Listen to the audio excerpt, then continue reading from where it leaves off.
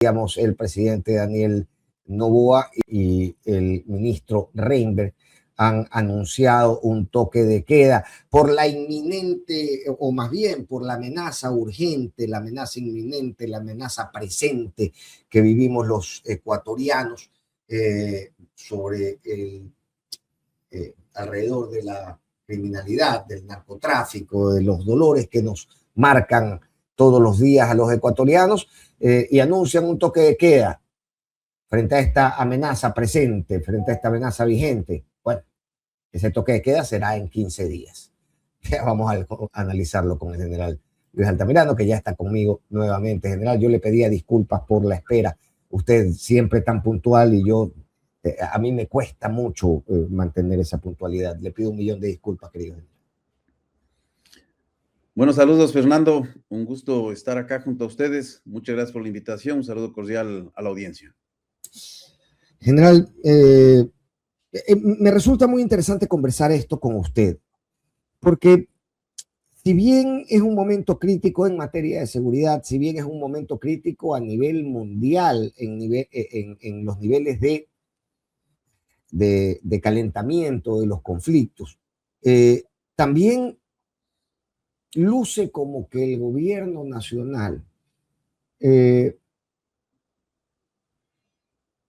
ha venido construyendo una política pública de seguridad que no se entiende, primero que no se traduce en números de efectividad en las calles, y segundo que al final uno no entiende. Yo decía en la introducción de este noticiero, por qué en este momento de conflicto armado internacional el gobierno decide operar como una base militar estadounidense, convirtiéndonos de alguna manera en un blanco, en un objetivo en medio de este conflicto. ¿Es necesario tomar partido desde este lado del mundo frente a un conflicto de esta magnitud? Bueno, yo creo que lo más sensato en la política exterior ecuatoriana, y esto digo históricamente, ha sido mantenernos alejados justamente de estos problemas que involucran a grandes actores geopolíticos.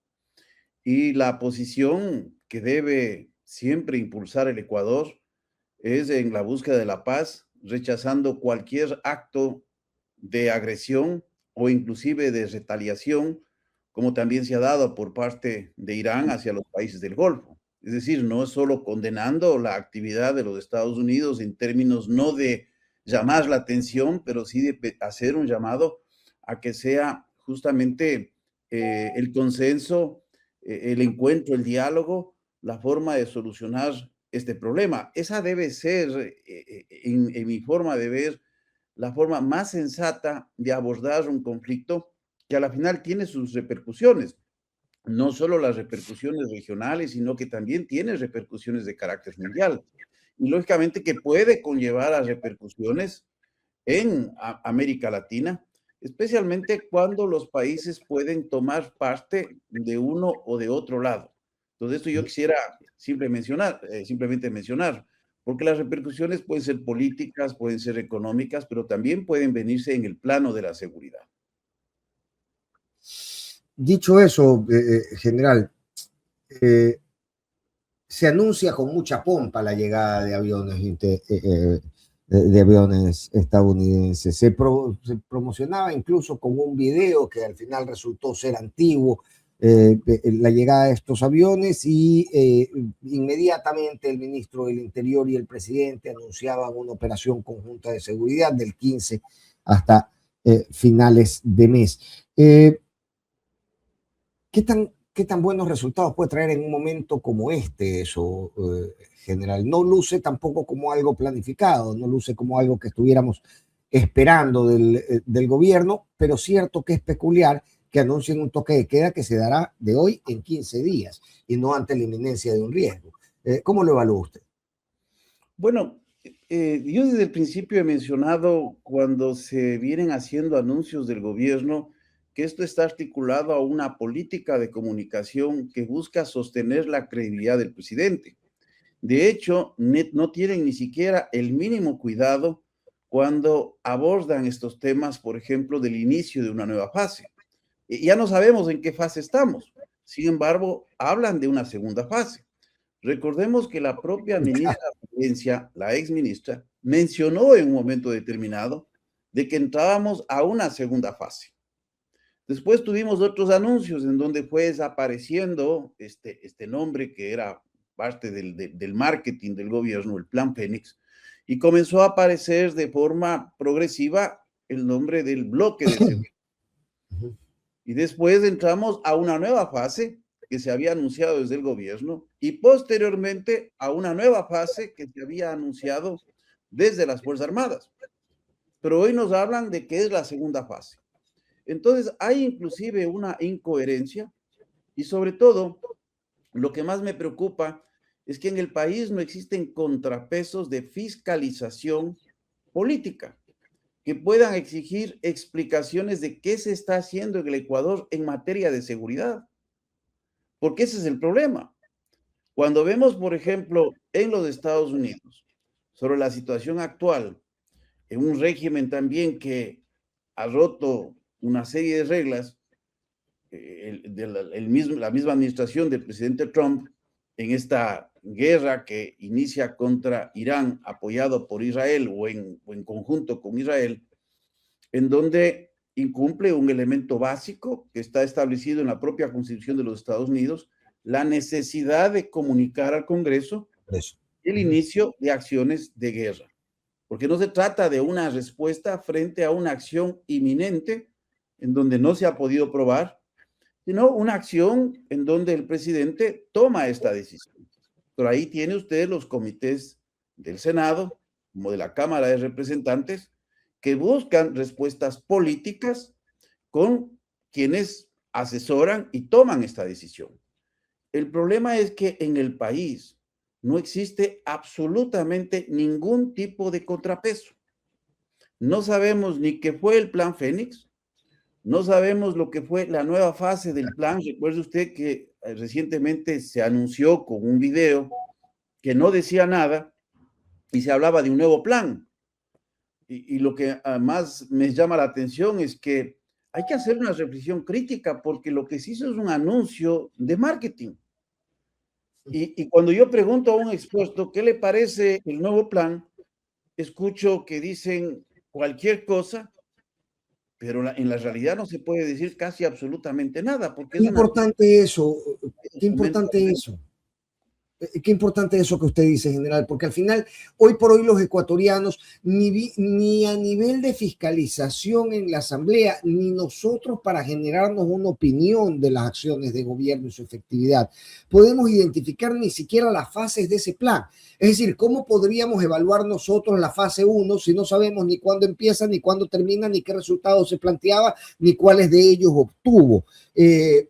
¿Cómo se puede superar esa opacidad en la información de seguridad en general sin poner en riesgo o sin exponer demasiado estos planes? Porque al final son planes de alta confidencialidad por ser de seguridad nacional. ¿De qué forma deberíamos poder evaluarlos y qué herramientas están haciendo falta tanto en la Asamblea como en la ciudadanía para poder ser precisos en esa evaluación? Mire, la forma es sencilla. Tiene que haber una política pública.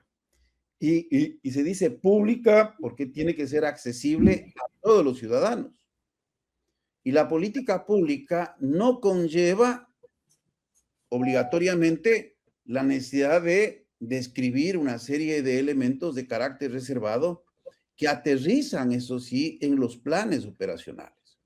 Entonces aquí no hay una política en donde podamos observar cuáles son los objetivos estratégicos que se plantean, cuáles son esas estrategias, cuáles son esas metas, qué tipo de indicadores de proceso y de resultados se establecen con la finalidad de que se pueda evaluar o redireccionar o justificar ese redireccionamiento de la política pública. Es que eso no existe. Entonces, estamos hablando siempre en conjeturas y en el vacío. Y estamos hablando bajo estos eslogan, bajo estas piezas de publicidad y bajo estos anuncios que nos tiene acostumbrado el gobierno y al final son vacíos, porque no nos dicen absolutamente nada. Lo que pasa es que el tema de la seguridad es un tema que ha venido articulándose a una forma de gobernar que raya en un autoritarismo, en un proyecto que no tengo ambajes de no decirlo, en un proyecto que roza en un concepto del neofascismo. Porque aquí lo que tenemos es un proyecto autoritario en donde se utilizan herramientas de miedo y de persecución a adversarios políticos, a opositores y a la opinión pública que no le gusta al gobierno. Y no vamos a denunciar aquí los casos, pero los casos son totalmente evidentes.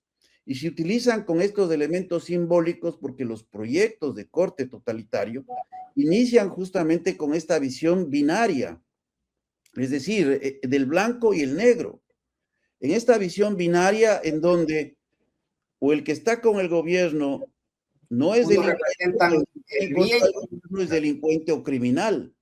Entonces busca encasillar a las personas en esta visión de una moneda de dos caras, cuando a la final una democracia lo que requiere es transparencia, lo que requiere es diálogo, discusión, pero una democracia en donde se suprimen voces que pueden ser incómodas, en donde se elimina la posibilidad de realizar controles y que exista contrapesos, es una democracia que está cayendo justamente en estos rasgos de proyectos que a la final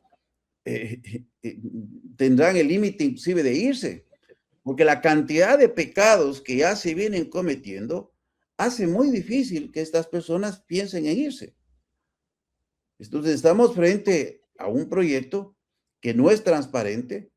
Hay tantas cosas que han ocurrido en estos 2 años de las cuales no hay respuesta alguna. Y para terminar, se ha perdido la vergüenza, porque hay cosas que son tan claras en donde el silencio ha sido la respuesta o el contraataque ha sido la respuesta por parte del gobierno. O sea, realmente es de terror. Y yo no quiero exagerar esto, pero personas que hemos estudiado la historia, que hemos revisado la evolución de procesos políticos, vemos que estamos cayendo en esta reconfiguración de una democracia limitada simplemente a un ritual de ir a unas urnas, pero no a tener discusión de ideas, y en donde a la final, por detrás de estas grandes campañas, están grandes billeteras, pero no están las personas que realmente podrían o que representan al pueblo ecuatoriano. General, ¿cómo entonces entender esta cooperación anunciada? ¿Cuáles son los resultados que se buscan? Todo esto sucede, como usted bien dice, en este mar de conjeturas, de relatos, de falsos dilemas, de buenos y malos, de blancos y negros, y se anuncia la llegada de fuerzas para cooperación militar en el Ecuador. ¿Qué esperar de ello? ¿Cuáles pueden ser los objetivos que uno puede desde la información que conoce pensar que se están planteando? Y difícilmente puedo estimar algo cuando no existe suficiente información. Entonces vamos a caer en esta discusión bizantina en quién tiene o quién no tiene la razón. El problema es que sin información podemos caer en el campo de la especulación. Eso es lo que está sucediendo. Entonces, no le puedo decir nada más, Fernando, porque sería estar haciendo un poema y una crítica permanente a algo que he mantenido Claro. a lo largo del tiempo, en la opacidad que ha tenido el gobierno en evidenciar qué es lo que está haciendo. Y no solo este tema, porque hay tantos temas que están relacionados a una inacción e incapacidad de gestión. El tema de la salud, el tema de la educación, el tema de la inclusión económica y social, y no se diga el tema de la seguridad. Ahora, general, a ver, a mí me llama la atención esto que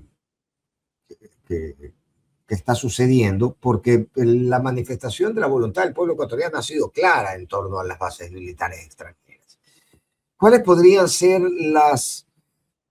los recursos mediante los cuales se está consiguiendo esta presencia para la colaboración militar extranjera en Manta y en general en la costa ecuatoriana, porque al final uno desde este espacio de la ciudadanía lo que debería entender es que no debería permitirse, en base a la Constitución y a lo que ha determinado el pueblo en urnas, operaciones militares extranjeras en una base nacional tampoco. ¿Cuáles son las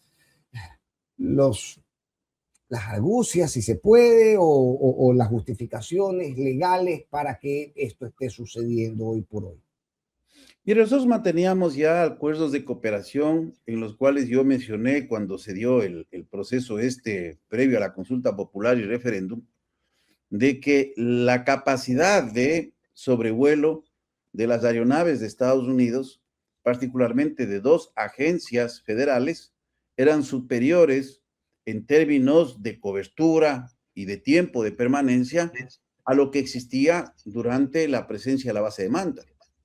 Inclusive yo tuve lo conversamos aquí, incluso en números. Usted me dio números de efectividad de las gestiones. Sí, lo recuerdo muy claramente. Inclusive yo tuve llamemos así, no sé si llamar un debate, que lastimosamente no salió al aire todo este debate en RTU, pero en donde quedó en evidencia el asambleísta Andrés Castillo, quien era una pieza fundamental en defender esta idea, que ni siquiera conocía los datos ni los números. O sea, es impresionante, y digo impresentable, pues para una persona que ocupa una función de esa naturaleza. Nosotros mantenemos en la actualidad una capacidad superior. Entiendo que esta capacidad, por los acuerdos de cooperación, en donde mantenemos la presencia permanente de 28 días de las aeronaves tipo Orión, en donde esa capacidad es superior a las horas de vuelo que manteníamos en nuestro territorio, porque, si bien es cierto, manteníamos la misma cantidad de aeronaves, las horas de vuelo estaban orientadas, su mayor parte, hacia el espacio aéreo colombiano, cuando estuvo la presencia de la base aérea de Manta, que se trataba exclusivamente de un solo avión, donde se rotaban 3 tipos de aeronaves. Una para exploración aeromarítima, se rotaba con una aeronave de comunicaciones y guerra electrónica, y se rotaba también con una aeronave de control del espacio aéreo. Entonces, no vamos a entrar en estos detalles. Pero esa era la realidad. Entonces, cuando aquí se construyó la imagen de la base de Manta, lógicamente a muchas personas, por el desconocimiento, se les viene la idea de una base americana como estas que pueden ver alguien en una película de Netflix. Pero no era eso, era un hangar, un bloque de oficinas, y lógicamente se había construido un bloque para la residencia del personal que operaba la base, desde la parte administrativa, mantenimiento, seguridad, en donde prácticamente no sobrepasaban las 100 personas. Eso era la realidad de lo que fue la base de Manta, sino que en el Ecuador se ha sobredimensionado con la finalidad de buscar una explicación del crecimiento del narcotráfico que obedece a otros factores, que con usted también he conversado, de un proceso mismo incidido por el Plan Colombia, un proceso en donde también tuvo una incidencia bastante fuerte el proceso de paz, su firma, que eso fue cambiando la dinámica propia del narcotráfico, más otros elementos que tienen que ver con las incidencias de los mercados de consumo. Entonces, en el Ecuador abordamos desde lo simple, lo que pasa que abordamos desde la visión política que conviene para buscar culpables.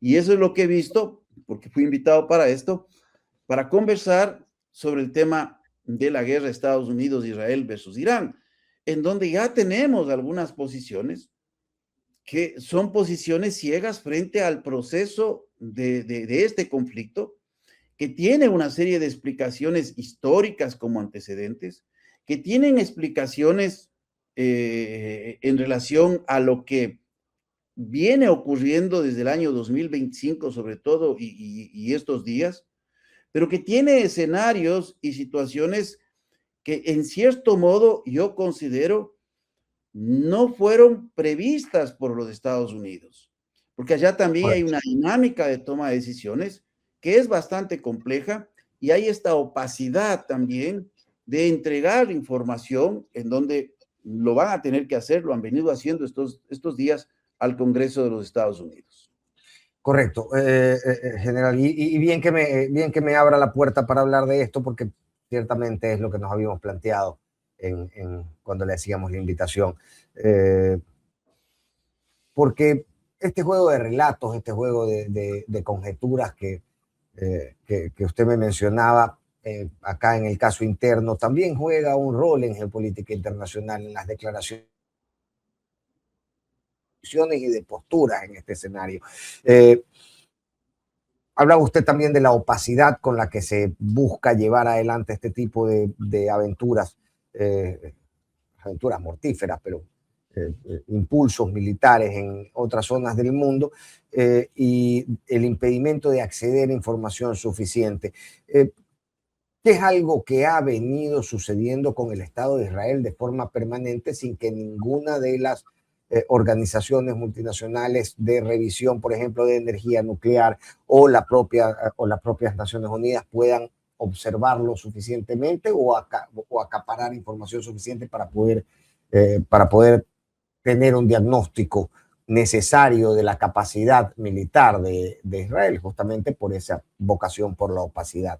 Pero esto al final se riega por el mundo en forma de conjeturas y relatos, como usted me mencionaba, y se toman partidos, se ponen camisetas, general, y esas camisetas muchas veces vienen o provienen de la falta de información. Usted decía, creo que hay un desentendimiento de la cultura persa muy profundo en la forma en que están tomando decisiones los Estados Unidos. ¿Qué podría acarrear eso? ¿Cuáles son los riesgos más importantes que puede acarrear una guerra de estas dimensiones, pero mal calculada desde el principio? Bueno, es lógico que siempre se hace una planificación en donde se establecen objetivos. Aquí hay un objetivo que se mencionó prácticamente una vez que se conoció el inicio de las operaciones, que estaba ligado al cambio de régimen. Y lógicamente también se colocó a este objetivo la necesidad de acabar con el programa nuclear de Irán y el programa misilístico.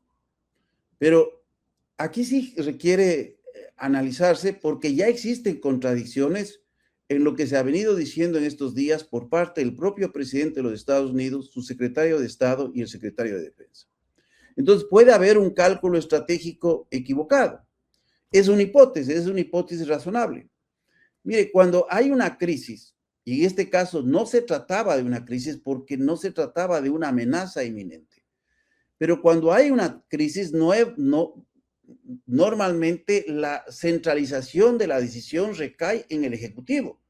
Y esto puede concentrarse en un círculo muy reducido alrededor del presidente. Es decir, hay ventanas muy cortas para la toma de decisiones cuando hay una crisis, pero en este caso no se trataba de una crisis. Entonces, esto sí genera algunas especulaciones. Ahora, me pongo a pensar si se está ignorando los límites militares de los Estados Unidos frente a un objetivo que lo califico de objetivo maximalista en términos del cambio de régimen.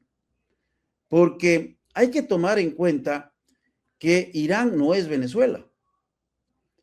Y cuando el presidente Trump habla de que ya tiene contacto con parte de autoridades de Irán, prácticamente esto es parte de elementos discursivos, pero que no tienen ningún tipo de asidero en la realidad. Entonces, aquí lo que vemos es que hay una desconexión entre lo político y lo militar en Estados Unidos. Porque el liderazgo puede fijar un objetivo de carácter político, que en este caso es ambicioso, pero posiblemente no existen los medios ni la voluntad para aceptar los costos de un objetivo de esta naturaleza. Por eso yo le digo que es un objetivo de carácter maximalista. Y hay que comprender que no es un objetivo de carácter militar, es un objetivo político. Ahora bien, ¿qué es Irán? Irán no es un espacio de terreno simplemente, es una cultura que tiene una serie de complejidades geográficas, complejidades, inclusive en términos de etnias, en términos de creencias. Pero la historia nos ha dicho, y esa es la historia reciente, cuando se dio la guerra Irán-Irak, que la gente de Irán se pone bajo la bandera. Y hay un rechazo muy fuerte a la política de los Estados Unidos. Uno puede decir, claro, hay una insatisfacción, es lógico. El régimen iraní tiene muchos errores, es un régimen autoritario. No hay que olvidar las represiones que se dieron a finales de diciembre del 2025. Se estima que pueden haber existido entre 6,000, otros dicen hasta 30,000 muertos. ¿Sí? Esto es real. Hay una crisis económica, pero también es una crisis económica derivada de un bloqueo económico por años. No solo de los Estados Unidos, sino de la Unión Europea. Pero esas son las condiciones. Yo no estoy hablando a favor de uno o del otro. Cuando vemos la composición étnica en Irán, el 55% tiene origen persa. Entonces uno podría pensar justamente lo que se pensó en algún momento de buscar una fractura en Irán por composiciones étnicas, especialmente en las periferias que están ligadas con otros estados.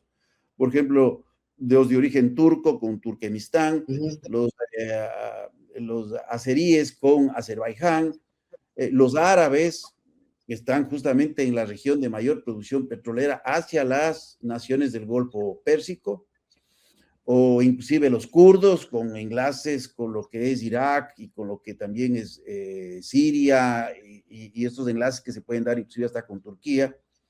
Sí, hay esto, pero no hay que olvidarse que el 95% en términos de identidad religiosa es chiita. Y es un estado teocrático que se construye con la Revolución Islámica en 1979, pero es un estado que se construye en rechazo a la política de Estados Unidos. Porque hay que tomar en cuenta que cuando se da el proceso de la Revolución Islámica, participan estudiantes, también participan grupos de izquierda, participan intelectuales y participan los clérigos. Con el regreso del ayatollah Khomeini, que vino desde Francia, prácticamente se construye un proyecto político único en el mundo. Este es un retorno a la era medieval, en donde el rey no solo encarnaba la autoridad política, sino la autoridad religiosa. Entonces se construye una teocracia, y es una teocracia altamente compleja. Pero hay elementos de afinidad y de identidad religiosa que unen, y sobre todo bajo la bandera, porque Saddam Hussein ya trató de utilizar estos elementos de carácter étnico separatistas y a la final no le fue bien. Y hay que recordar que Irán resistió una guerra de 8 años contra Irak, que era apoyado por los Estados Unidos, apoyado por la Unión Soviética y por otros países. ¿Cuáles eran los apoyos que tenía Irán en ese tiempo? El apoyo de Libia, en cierta forma algún tipo de apoyo de China, de Corea del Norte.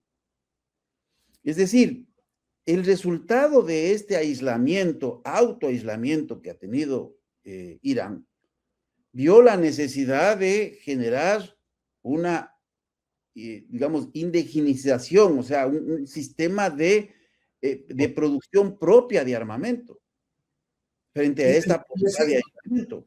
Entonces, ahí tienen resultados de los proyectos misilísticos y de cohetería, y lógicamente del proyecto de energía nuclear, que no inicia con el ayatollah Khomeini. La generación de energía nuclear inicia con los propios Estados Unidos, con el Shah de Irán. Que yéndonos un poco más atrás, porque yo creo que las personas deben entender esto.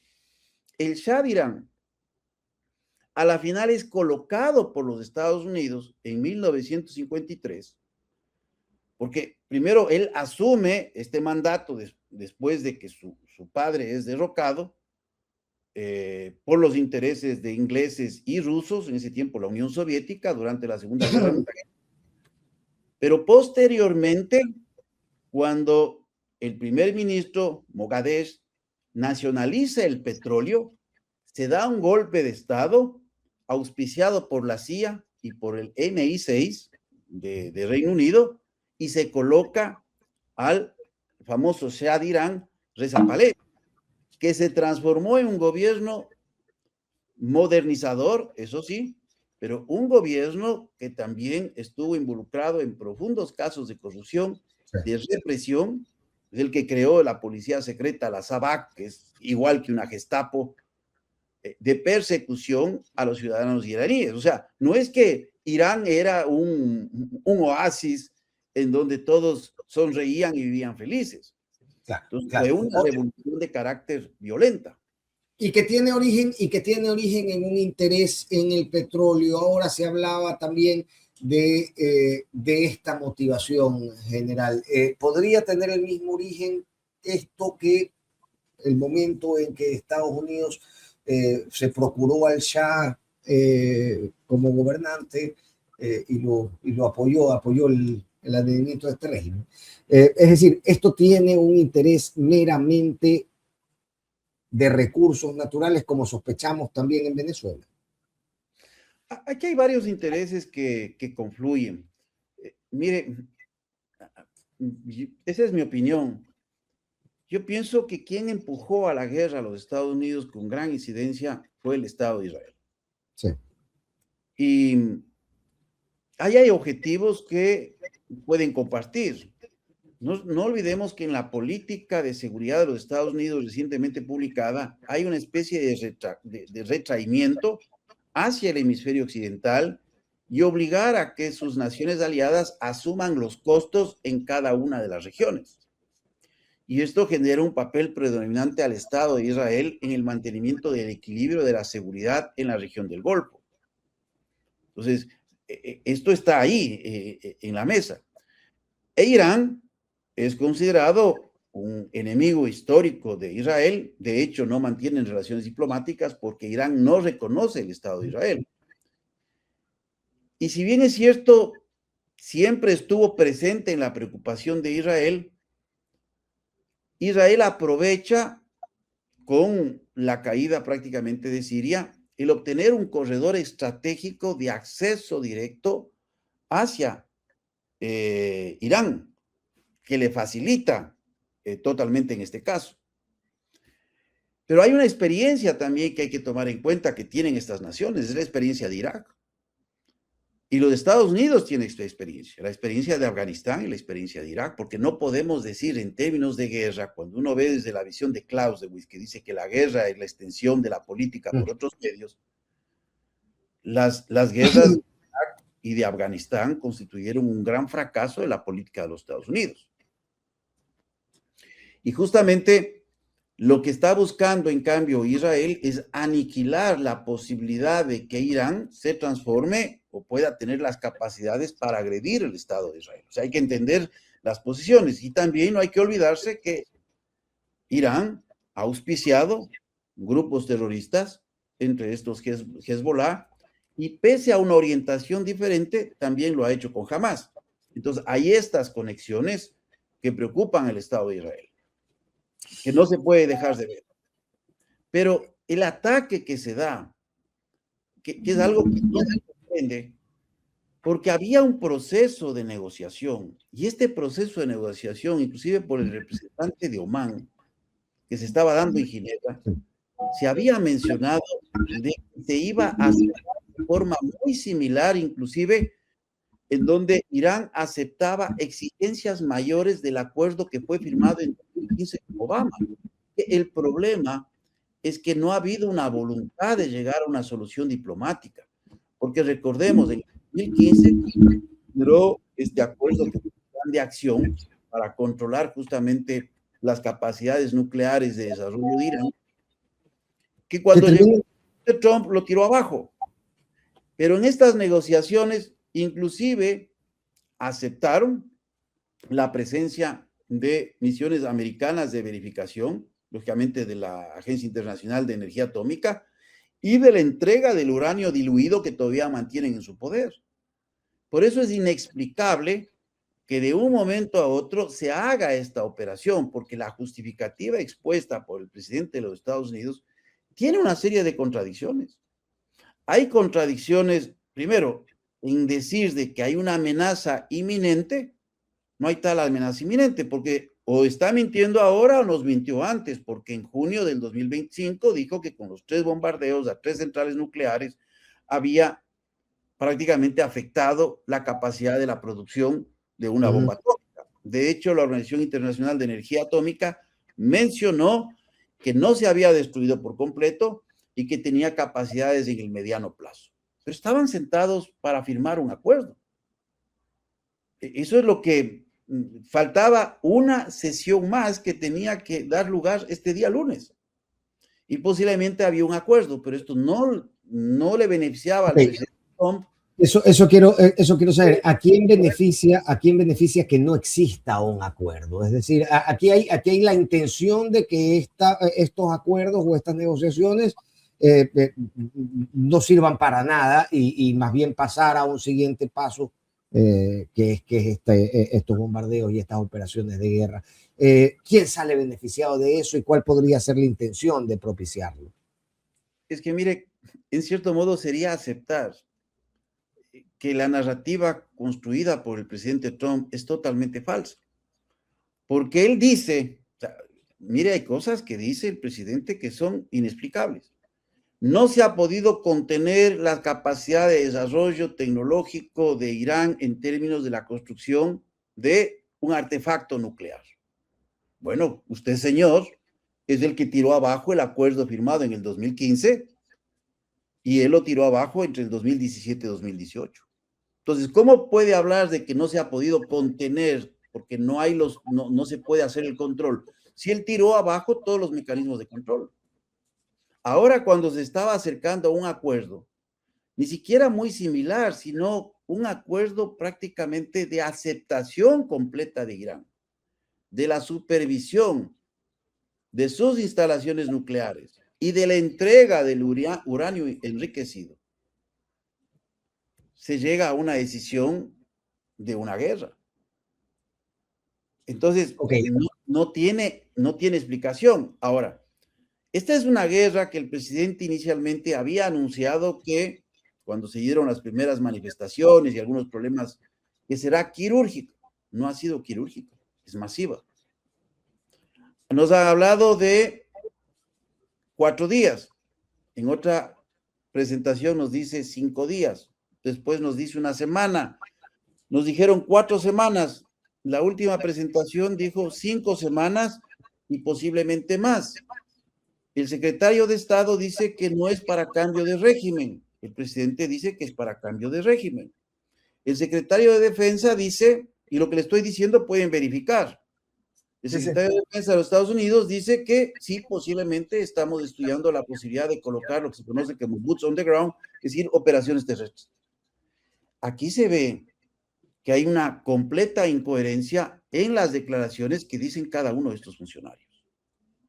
Entonces, ¿y cuáles son las preguntas que deberíamos hacernos nosotros, general? ¿Cuáles son las preguntas que como ciudadanía, como población del mundo, deberíamos estarnos haciendo para entender este conflicto y sus intereses? Mire, es claro que hay una ambigüedad estratégica deliberada. Hay una descoordinación real entre el presidente en la señalización de la política, entre el Departamento de Estado en términos de lo que es la diplomacia y las coaliciones que maneja, y en términos del sector defensa, que es la postura militar y de contingencia que debe tomar frente a un evento que ya no se contiene en el enfrentamiento entre estos 3 actores, sino que hoy tiene un crecimiento de carácter regional. Entonces, la pregunta es cómo se puede entender todos estos elementos, porque hay varias explicaciones que podemos dar a esta ambigüedad deliberada que se ha tenido por parte de los Estados Unidos. Porque por un lado uno puede decir, sí, puedes estar ligado a la incerteza de la duración y alcance para confundir el cálculo del adversario, para disuadir ciertas escaladas que se puedan dar, para inducir a negociaciones bajo presión. Pero aquí hay un problema. Cuando se toman decisiones de esta naturaleza, ya le estoy hablando en el plano de estrategia, aumenta la probabilidad de una mala lectura de estas decisiones. Y justamente esta mala lectura de las decisiones es lo que ha conllevado ya al involucramiento de otros actores regionales, a concluir de que no hay una claridad sobre ese objetivo real que lo planteó Trump, y si es real, que es este objetivo maximalista de cambio de régimen. Porque como le digo, Irán es otra cosa. No solo su geografía, no solo su composición étnica, no solo su composición religiosa, sino el elevado nacionalismo y una experiencia histórica de la imposición de un gobierno auspiciado por los Estados Unidos que también les llevó a una barbarie. Entonces, de eso hay que entender. Cuando aquí se habla de democracia o de liberalismo, estamos muy equivocados. Los Estados Unidos negocian con quien hacen buenos negocios. Por eso negocia con Emiratos Árabes Unidos, con Arabia Saudita, con Qatar, con Omán, que son monarquías autoritarias, y que inclusive han tenido algunos problemas de derechos humanos. Ahí no hay problema, porque hay buenos negocios. Entonces, y no estoy hablando a favor de uno ni del otro.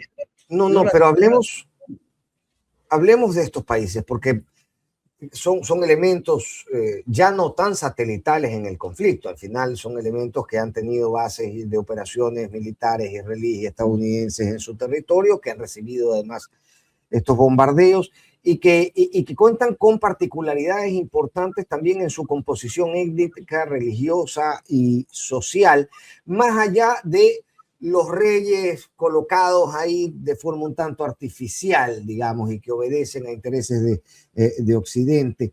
¿Qué puede pasar en estos países? Yo estimo que los gobernantes están muy entre la espada y la pared, entre un pueblo que tiene un amplísimo desagrado por la presencia de Estados Unidos en la región, por su representación como el ente occidental en la región que vendría a ser Israel, y sin embargo sus gobiernos son muy dados a mantener una relación muy cercana con los gobiernos de Estados Unidos e Israel. ¿Cuáles son los conflictos que enfrentan hoy esos países? Los países de Medio Oriente como Kuwait, como Omán, como los que acabamos de mencionar, general, frente a sus poblaciones, Emiratos Árabes, Arabia Saudita, frente a sus poblaciones y sus dirigentes. Claro, hay que distinguir justamente la estructura de gobierno de lo que es la composición de la población. Claro, eso. Y por eso el mensaje de las autoridades de Estados Unidos tiene diferentes connotaciones, porque cuando Trump habla, la audiencia doméstica para el pueblo de los Estados Unidos es él buscar firmeza, que tiene control, que ejerce liderazgo. Para sus aliados, en este caso, a las autoridades de los países, por ejemplo, de lo que es el Golfo Pérsico, es buscar compromiso, buscar credibilidad. Para el Congreso de los Estados Unidos, lo que ha buscado este momento es legitimidad y legalidad, así como de la necesidad de asumir los costos. Y al adversario, en este caso, Irán y cualquier país que pueda cruzarse en el medio, es la amenaza y que busque una puerta de salida. O sea, hay que tomar en cuenta que el discurso tiene una orientación diversa. El problema es cuál es la causa que llevó a los Estados Unidos a tomar una decisión cuando estaba próximo a llegarse a un acuerdo que lógicamente no iba a satisfacer a Israel porque ve a Irán como una amenaza existencial, pero que hubiese satisfecho las necesidades de los Estados Unidos. Entonces, ahí sí genera una serie de dudas. Y estas dudas pueden estar dadas por aspectos inclusive de política interna en los propios Estados Unidos y lógicamente ligado a la política interna de Israel. Porque en el caso de Benjamín Netanyahu, no hay que olvidarse que él está próximo a un proceso electoral en el mes de octubre. Sus números están bajando, está perdiendo aceptación. Y lo que él está demostrando, porque una de las cosas que se ha criticado es este excesivo uso del aparato militar extendiendo la guerra. Y lo que él está tratando de probar es que la guerra tenía que ser extendida porque hay un país que estaba a semanas de tener un artefacto nuclear. Y esto a mí me espantó porque el propio presidente Trump dijo que estaban a 2 semanas. Lo que no existe evidencia alguna, ni siquiera de la Organización Internacional de Energía Atómica. El propio Marco Rubio dijo, es un riesgo inminente, ¿no? Pero este riesgo Pero el inminente no se ha presidente dado Trump dijo mayores. 2 semanas. Sí, sí. Entonces se busca justificar con estas narrativas. Entonces, Ahora, y en cambio, el presidente Trump tiene las elecciones intermedias en donde puede cambiar la composición del Congreso, lo que es la Cámara de Representantes y el Senado. El Senado se hace un cambio de 1/3, el otro es completo, y por las políticas que ha tomado los Estados Unidos en términos de aranceles, con la elevación de los costos de vida a la población norteamericana, en términos de su política anti-inmigración, que ha generado también una resistencia en algunos sectores del país, y en términos también de este famoso caso Epstein, que hasta ahora nadie sabe el involucramiento no que ha tenido el presidente Trump. Esto de aquí lo que busca es obtener un resultado inmediato de popularidad, pero el problema es que está frente a la ambivalencia de que esta operación militar no puede durar mucho tiempo, porque no hay que olvidarse que la base del presidente Trump, el movimiento MAGA, Make America Great Again, una de las cosas que él ofreció en campaña fue no comprarse guerras y enviar soldados americanos a morir en otros lados, es decir, como la guerra de Afganistán o la guerra de Irak, que a la final le generó costos a los Estados Unidos y la pérdida de vidas. Pero el problema es que al poner un objetivo de esta naturaleza, de cambio de régimen, se ve prácticamente muy limitado, porque la estructura mismo de lo que es Irán, en términos no solo de sus elementos teocráticos, en términos de sus fuerzas armadas y lo que es la Guardia Revolucionaria, es muy difícil. Y esperar una implosión desde adentro, de cualquier forma, va a requerir apoyo en tierra. Y cuando se ataca a Irán desde los Estados Unidos, desde Israel, hay una unidad bajo la bandera.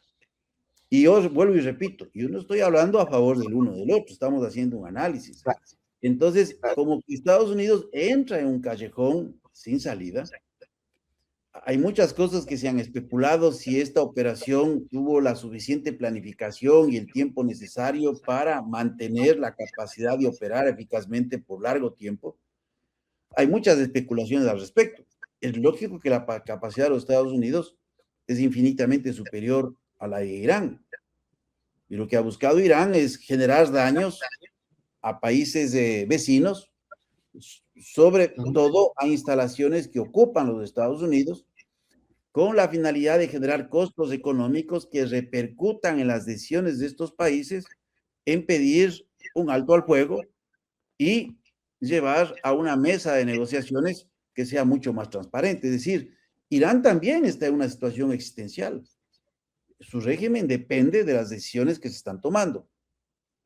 Y para mí hay un gran error cuando usted mata a líderes, que no es un líder solo político, sino religioso, genera una cohesión mayor al interior. Esto también, no sé si se midió en términos de pensar de que usted paralizaba una estructura de esa naturaleza, matando a Khamenei, y dicen que son 47 y promoviendo al hijo del Shah. ¿Qué tan bien o mal recibido es este empuje occidental de devolver el liderazgo al hijo del Shah dentro de esta composición, ¿no?, ideológica y religiosa y cultural que usted me explicaba? Mire, para mí es un absurdo, ¿no? Eso no tiene una posibilidad real. Pero siempre hay gente que está buscando cómo recuperar el botín, porque lo que hicieron la familia Pahlavi de Irán fue su botín. Eso es cierto. No se puede tapar el sol con un dedo. Entonces, de ninguna forma, porque es una persona que está muy ligada a los intereses de los Estados Unidos, y desde la ciudadanía en general, no hay una aceptación, una buena aceptación de los Estados Unidos. O sea, hay una animadversión a la presencia de los Estados Unidos.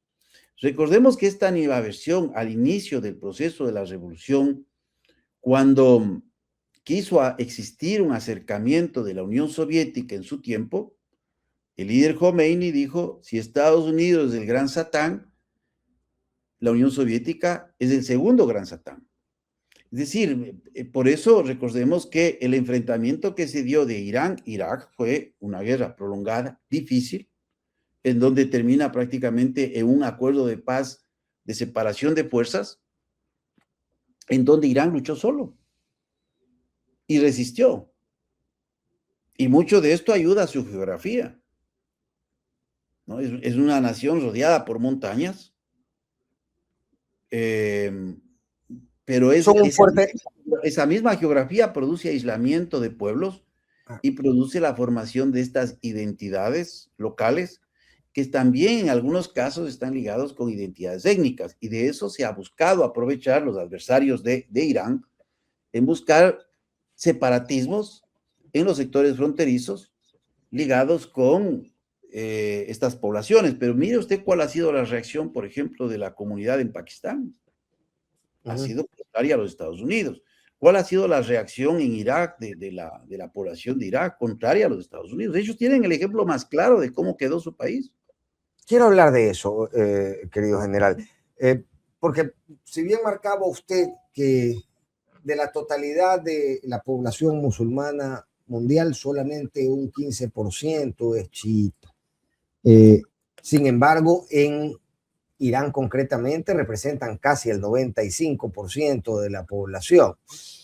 Y pese a las tensiones y desagrados que pueden haber entre las corrientes chiita y sunita, a mí me gustaría saber cómo reaccionarían o cómo empiezan a reaccionar los sunitas a este embate militar por parte de Estados Unidos, militar y de relato, militar y discursivo, militar y también de construcción de una lógica diplomática que se quiere implantar en la región. En este caso priman más las diferencias, que uno llame infiel al otro en razón de sus distintas miradas al Corán, o prima más este sentimiento de pertenencia y de vecindad que se tiene en Medio Oriente, general. ¿Cuál es su lectura acerca de ello? Yo creo que va a haber una autorrestricción por parte de los países del Golfo de evitar involucrarse en el conflicto, a pesar de haber hecho ya algunas alertas por los ataques que han recibido, pero no ha existido, por lo menos hasta el inicio de la entrevista, una tendencia a conformar una coalición y tener una respuesta de carácter militar ofensiva, porque lo que sí ha existido es una respuesta defensiva. Es una respuesta defensiva contra los misiles, inclusive contra la incursión de aeronaves de Irán en estos países. Lo que pasó en Kuwait, por ejemplo, que se llama fuego cruzado, fuego amigo-amigo, ¿no? En esta confusión que se dio con el derribo de 3 cazas F-15. Es decir, hay una capacidad de respuesta que se está dando desde el sentido de la defensa, digamos, de corte defensivo, pero más no de un corte de naturaleza ofensiva. Es decir, hay una autorrestricción en términos, yo digo, de una cierta identidad regional, que es una identidad compleja, ¿no? Es una identidad bien compleja porque a veces queremos separar en términos de religión, los suníes, los chiíes, pero también en términos étnicos, porque tenemos los persas, tenemos los árabes, ¿no? Tenemos los baluches, ahí con Pakistán, hay una zona en Irán que está ligado al Baluchistán de Pakistán, que es una zona muy grande, de las 4 grandes zonas lingüísticas que tiene Pakistán, en donde hay comunidades en donde la frontera está en los mapas, pero la frontera de estas comunidades sobrepasan estas líneas en términos no solo comerciales, sino en términos culturales y de enlaces inclusive familiares. Entonces, esto es algo que forma identidades de carácter regional. Entonces, yo veo que hay una autorrestricción en evitar que esto escale, porque mire, hay cosas muy interesantes. El otro día pensaba, porque mire, yo tuve la oportunidad de estar en el Centro de Estudios Estratégicos de Abu Dhabi. No, estuve en Ujú. Abu Dhabi y en Dubái, cuando era militar, y cuando uno visita una de las más grandes, es la más grande mezquita del mundo, me parece que está en Dubái, no recuerdo bien en este momento, el tapete de la mezquita, es una mezquita lógicamente muy suntuosa, el tapete es hecho en Irán y ellos lo llevan con orgullo. O sea, hay estos enlaces muy fuertes también, porque no es que simplemente se para un canal y deja de existir toda una cultura. Pero Claro, los persas siempre tuvieron este problema de poder mantener la extensión de lo que es un imperio por sus propias montañas que hacían que tengan a otros a cargo de los sitios que conquistaban. Por claro. eso el famoso imperio safávida, en donde prácticamente es el que asume el chiismo como una religión oficial para buscar una identidad más allá de la identidad a un emperador, ya vemos así, ¿no? Que se ha Que- venido que- utilizando históricamente, es mantener la identidad a alguna figura de carácter histórico. Entonces, más bien Qué se gusto. como se lo hizo en la Unión Soviética. Claro. Antes de ser a la Unión Soviética, en Rusia se buscó la unidad a través de el cristianismo. Ujú. O sea, siempre el elemento religioso ha sido utilizado como un elemento de unificación nacional, en la mayoría de casos. Claro, claro. Además que en Irán, importante también hablar de los cristianos en Irán, pero quiero concentrarme en algo general que es clave y que usted acaba de decir. Irán cuenta con algunas ventajas. Una de ellas es que por su propia naturaleza geográfica son un fuerte natural. Eso les permite ciertas facilidades en la defensa de sus ciudades y de sus instalaciones estratégicas. Pero me pregunto si tiene la capacidad militar de resistir este embate, si es que las otras dos potencias, si es que China o Rusia no toman parte en estos impulsos.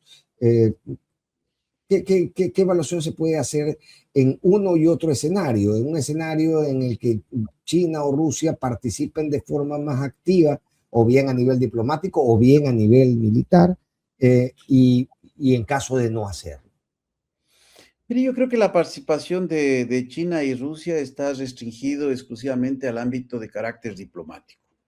Ujú, No se descarta por ahí que pueda existir algún tipo de situación de provisión de cierto ujú. tipo de recursos que yo le veo muy limitada. No sé si me está escuchando.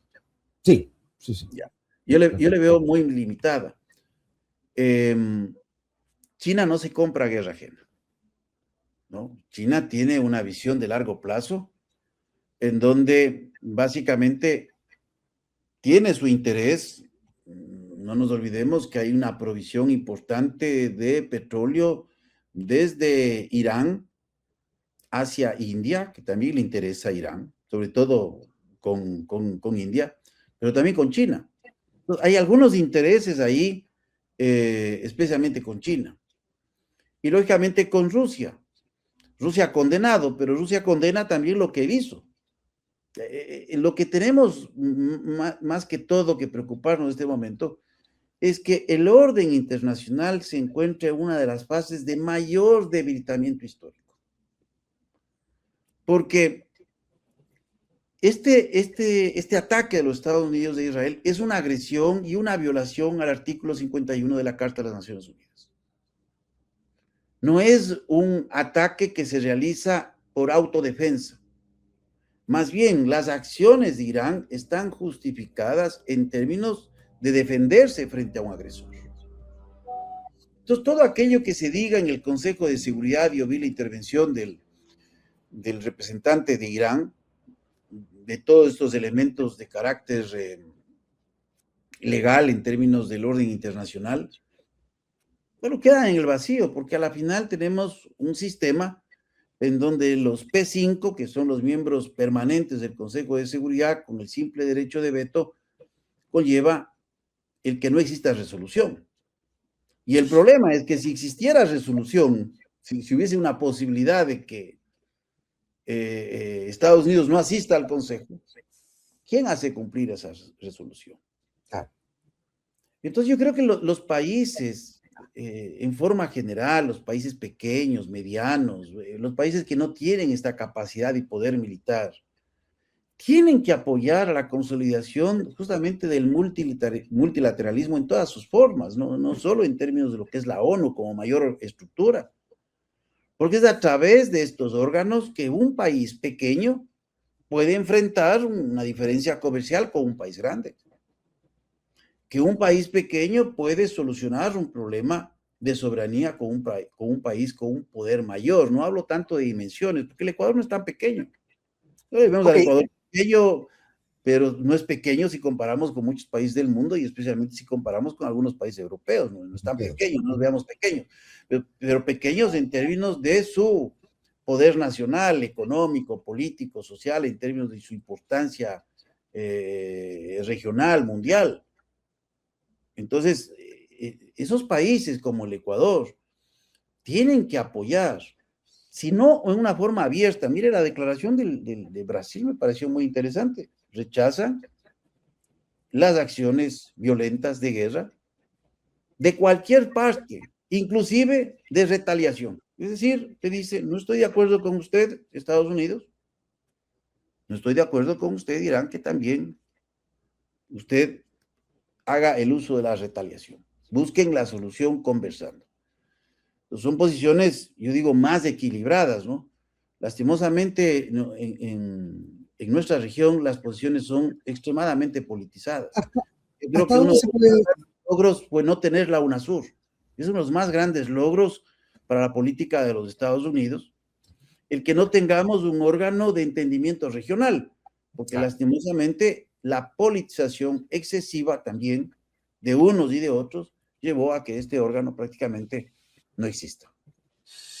¿Hasta dónde se puede mantener esas posiciones un tanto asépticas, un tanto lejanas, desde lo económico? Hemos visto que desde lo diplomático, hemos visto el escenario militar, pero nos falta mirar el económico. El cierre de Hormuz va a causar un impacto económico. ¿Quién se beneficia? ¿Quién se perjudica? Y a partir de qué momento empieza a tocar intereses como los chinos o los rusos, que podrían ya ver alteradas sus propias agendas económicas a través de estos sucesos. Mire, para los rusos no hay una afectación de carácter directo de forma inmediata, porque ellos son el segundo mayor productor de petróleo del mundo, después de los Estados Unidos, que tienen que importar porque no alcanza para su consumo interno. Entonces, para ellos no tiene un efecto directo. El efecto que puede darse es en el mediano plazo o en el largo plazo, porque depende mucho quién pueda tomar control efectivo de los yacimientos de gas de Irán, en donde se buscaría buscar una alternativa de provisión de gas a Europa, en donde hoy Rusia tiene una incidencia bastante fuerte en el mercado europeo, a pesar de que se ha hecho grandes esfuerzos de la entrega de gas por buque, que vienen especialmente desde el África, con costos mucho mayores por el problema de la guerra de Rusia y Ucrania. Ahora, para China, lógicamente, cualquier disminución de las posibilidades de compra de petróleo significa un problema. Porque es uno de los más grandes consumidores de petróleo por su gran industria manufacturera. Más allá de las industrias de servicio, las industrias manufactureras consumen mucho. Entonces sí es un problema. Yo creo que China ve esto con mucha cautela. Habrá que ver cuál es el proceso de este objetivo que se ha planteado, que hoy ya aparece como que es que se dijo y no se dijo. Si solo es de decapitación del régimen, bueno, se ha cumplido, pero prácticamente de una cabeza nace otra.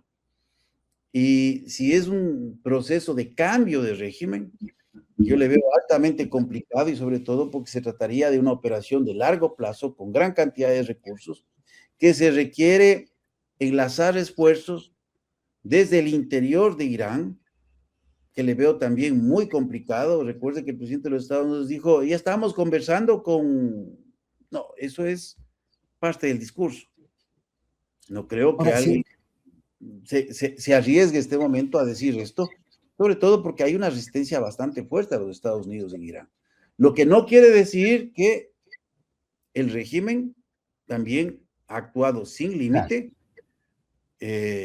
y llevando a prácticas, porque ahí hay una policía que tuvo que suspenderse, que es la policía de la moral, que Ujú, generó una serie de dilemas y que ha generado también resistencias al interior de claro. Irak.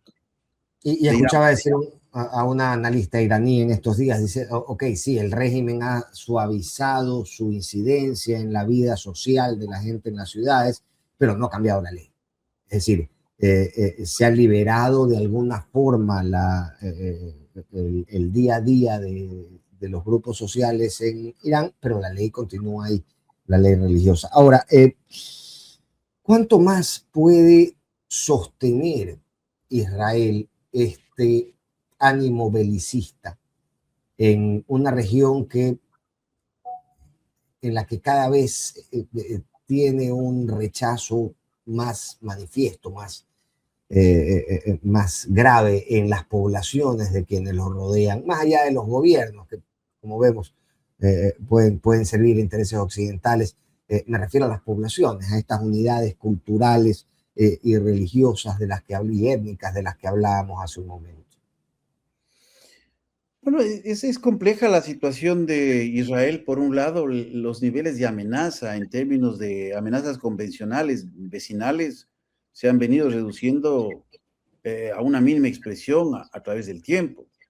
Recordemos desde los acuerdos de Camp David entre Egipto e Israel, con la presencia de Jimmy Carter, en donde se llegó a zanjar un problema de carácter histórico y posteriormente la situación propia de Siria, en donde Mm, ahí también es un caso de análisis porque cuando se estaba para alcanzar un acuerdo, el único que se opuso a ese acuerdo fue los Estados Unidos y generó todo el problema de la guerra de Siria. Y tenemos el caso de Líbano. Líbano era el casino de Medio Oriente, ¿no? El centro financiero de Medio Oriente. ¿Sí? Un país destrozado por la guerra y por el terrorismo. O sea, amenazas convencionales no lo tiene. Y no se hable de la Franja de Gaza, donde ahí también hay que decirlo porque ahí se ha cometido un genocidio. Es lógico que el pueblo de Israel también ha sufrido una serie de actos terroristas, una serie de agresiones, porque es parte, es producto justamente de las malas decisiones. Cuando uno revisa la historia desde el resultado de la Primera Guerra Mundial, de cuáles fueron los ofrecimientos del famoso acuerdo Sykes-Picot, que en vez de cumplir lo que habían ofrecido, terminan dividiéndose entre Reino Unido, o sea, Inglaterra, que muchas personas lo dicen así, y Francia, y se incumple, y posteriormente de la Segunda Guerra Mundial se termina en un incumplimiento también de promesas, se crea el Estado de Israel, no existe Palestina. Mire, ese es el resultado de todo lo que se ha sembrado. Pero no podemos desconocer de que lo que se ha hecho en la Franja de Gaza, inclusive Benjamín Netanyahu está llamado a la Corte Penal Internacional mm. con su ministro de Defensa. Pero esta corte que no depende de las Naciones Unidas, pero pues son signatarios, me parece, 124 países. Netanyahu no puede pisar ninguno de esos países porque esos países tienen la obligación de detenerlo. Porque la No corte, puede, y es que ahí está la lesión también a las instituciones internacionales de las que hablamos al inicio de esta charla, en general. Realmente no puede. Se dice que estuvo sobrevolando Grecia, no lo dejaron aterrizar, que estuvo sobrevolando Chipre, tampoco logró aterrizar, pero fue aterrizó en Alemania.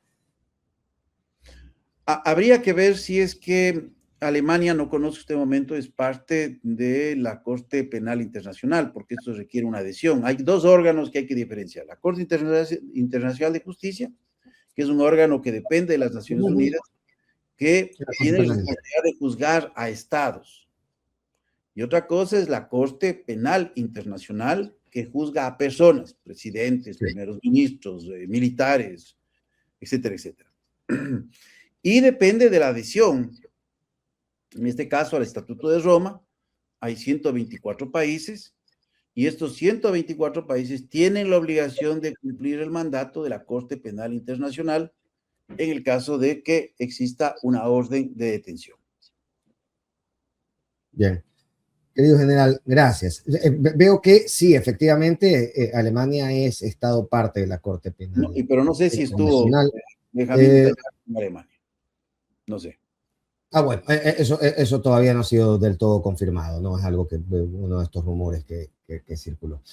Sí, desde el año 2002 entró en vigor el Tratado Constitutivo del Estatuto de Roma. O sea, Fernando, para finalizar, hemos tenido una serie de incidentes en la historia.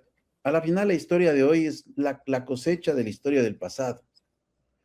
Porque si hoy vemos que hay una opresión también al pueblo iraní desde los mecanismos del Estado, Formales, claro. sus libertades, esa misma opresión existió cuando se dio el cambio de régimen con el famoso Shah de Irán. Entonces estamos supeditados a esto.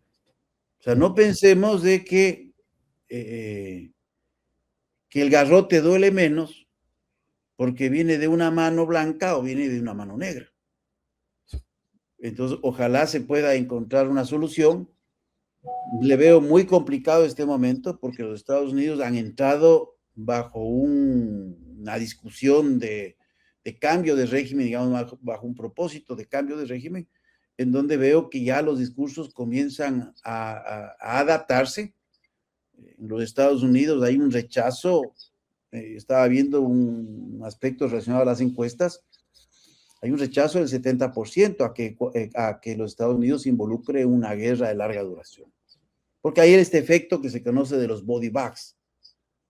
O sea, por eso es que el presidente tiene mucho cuidado cuando dice ya tenemos 3 muertos, pues dice ya tenemos 6 muertos, porque el efecto de los body bags es el recuerdo de lo que pasó en Vietnam.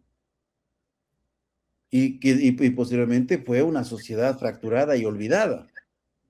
Pero es el efecto también de Irak. De Irak y Afganistán, que tiene otros efectos también dolorosísimos para esa sociedad, como la crisis de los opioides. Querido general, me quedo con esa última frase, ¿no? Mirando si es que el garrote que nos pega, nos gusta o no nos gusta. Usted siempre sobre el final de las entrevistas me deja el titular y yo le mando un abrazo por eso, querido general. Ya, muchas gracias a ustedes, Fernando, por el espacio. Saludo cordial. Gracias. Bien, el general Luis Altamirano nos acompañaba para revisar un poco no solamente el conflicto internacional que se está dando en Medio Oriente, sino también una visión un poco más amplia de cuáles serían sus efectos, cuáles son las relaciones también con la posición diplomática que está tomando Ecuador, que al final se traduce en convertirnos en un objetivo, en un escenario de un conflicto global.